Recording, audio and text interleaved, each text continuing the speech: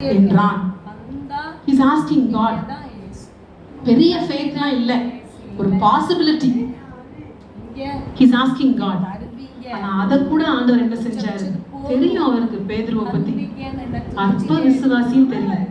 ஆனா சொல்றாரு, இவனுக்கு வேலையே இதுதான், நான் தான் ஆண்டவர்னு சொல்றேன்.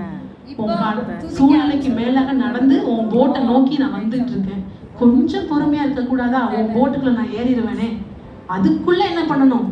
ஆண்டவரே, கடல் மேல நான் வா, forgive பண்ணிடு, சமாதானத்தோட இரு, be still.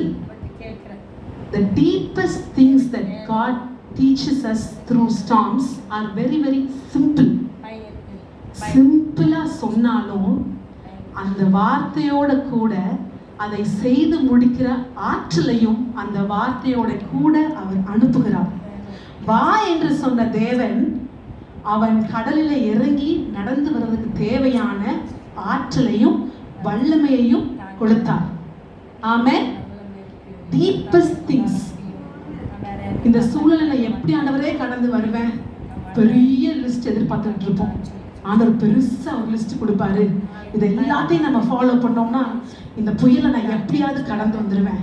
ஆண்டவரே, நீரே ஆனால் நீங்க சொல்லுங்க ஆண்டவரே, நான் நடந்து வந்துடுறேன். அவர் சிம்பிளா சொல்லிட்டார். அவர் டைரக்ஷன்ஸ் எல்லாம் கொடுக்கல, டீடைல்ஸ் எல்லாம் கொடுக்கல. மகனே, நீ கால் இறங்கி வைக்கும் போது நீ என்ன பண்ணு, உன்னோட வெயிட்டை பேலன்ஸ் பண்ணு, அங்க இங்க பார்க்காத, எந்த டீடைல்ஸும் கொடுக்கல, டைரக்ஷன் மட்டும்தான். வா. தாவீது, ஆண்டவரே நான் போட்டுமா? போ, நான் ஒப்பு கொடுக்கிறேன் அவங்கள உன் கையில, போ. சிம்பிள். ஆனால் சிம்பிளா அவர் வாயிலிருந்து வர்ற ஒவ்வொரு வார்த்தைக்கு பின்பாகவும் ஒரு வல்லமை இருக்கு.